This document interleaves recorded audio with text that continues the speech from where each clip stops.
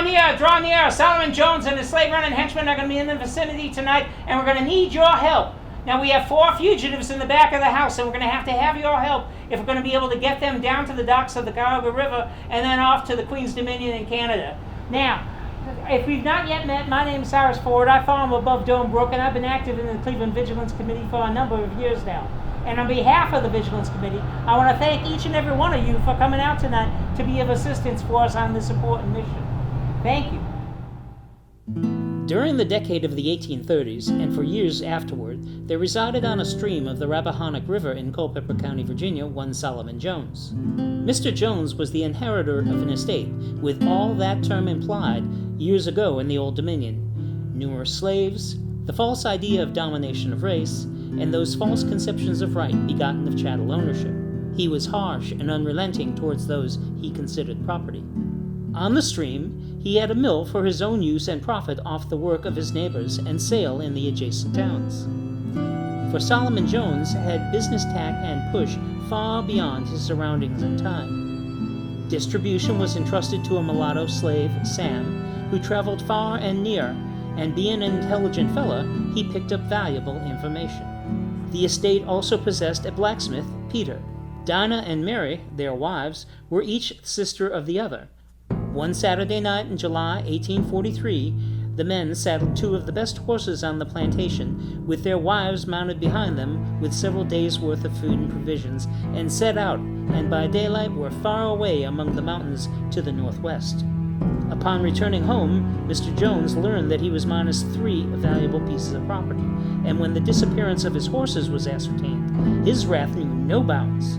A plan of search was instituted, but the fugitives were making their way rapidly towards the Ohio River, which they crossed with little difficulty and were soon threading the hill country of southeastern Ohio. Now, I heard they brought dogs, so who's brung pepper? Pepper, please? Oregano? Cloves, cinnamon, any spices? People. You know we need to douse them to ward off the scent. Nothing? Well, we'll see what we got. I bore Horace. He thinks of everything. We'll see how much we've got now. Well, it'll have to do. As I mentioned, we have 4 fugitives in the back of the house. They escaped earlier from Culpepper County, Virginia. We have Sam. He was in charge of the mill on the plantation, so he knew the surrounding area, so he's the logical person to direct the escape. And we have Peter. Peter was in charge of the horses. That's obviously quite important as well. He's a blacksmith. And we have Mary and Diana, wives of the 2 gentlemen. They are each sisters to each other. There are no children on this trip. That's fortunate for us, for it makes our job a little bit easier. But it also helps to explain why we're here today, because increasingly Solomon Jones was insistent upon creating the next generation of free labor for his plantation, or perhaps sail downriver, and the women folk would have no part of that. So they decided to head northward, and we intend to help. So earlier this year, Sam and Peter saddled up the 2 fastest horses they could find, and the women hopped on behind them with food and provisions and whatnot for the trip, and they took off for the hills of western Virginia, putting in 2 days of fleet travel before anybody even knew they was missing. They crossed the Ohio River below Wheeling and into Ohio and started making their way to Cadiz. Now therein they made their mistake, because thinking they were in the western states in the free state of Ohio, they could partake of the daytime travel and the more common roads. But who should they see while they're traveling on these common roads? In the back with Solomon Jones gaining on them. So they quick dashed into the woods, all but Sam escaped capture. Now the 3 were able to find their way northward and into the protection of the Williams family, the Quakers, over in Massillon. And so they were safe and sound. But Sam was captured, and rather than chop off his foot or brand him or some such foolishness they've been known to do, they took him to the Cadiz jail and locked him up, and then left after the other 3, thinking they were in hot pursuit. Therein was their mistake, for no sooner did they leave than some wise people of Cadiz came up to visit the magistrate, and they swore out a writ, a habeas corpus, demanding to know why Sam was being held at all. And because there were no slavers there to say why Sam was being held, the magistrate was obligated to let him go free, and the magistrate did so. And Sam took off for the woods faster than a jackrabbit. And he too was able to find his way up towards the safety of the Quaker community in Elder Williams. And there was a very joyous reunion there, with hosannas raining down upon the heads of the Williams family. But so too we need to praise those people from Cadiz who swore out that writ of habeas corpus. That was very quick thinking, very good attitude on their part, and we are deeply appreciative for their efforts today. Oh, that's what I dearly love about Ohio. We take care of one another. We look out for one another. I get all misty-eyed just even thinking about that. But I also would have loved to have seen the look on Solomon Jones's face when he came back and found that the cage had been sprung and his bird had flown away.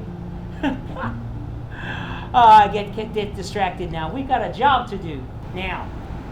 Even so, it was entirely too busy to be able to get somebody from Massillon up to Cleveland. Some of you may know that Cleveland is often referred to as a place called Hope, or the Crossroads.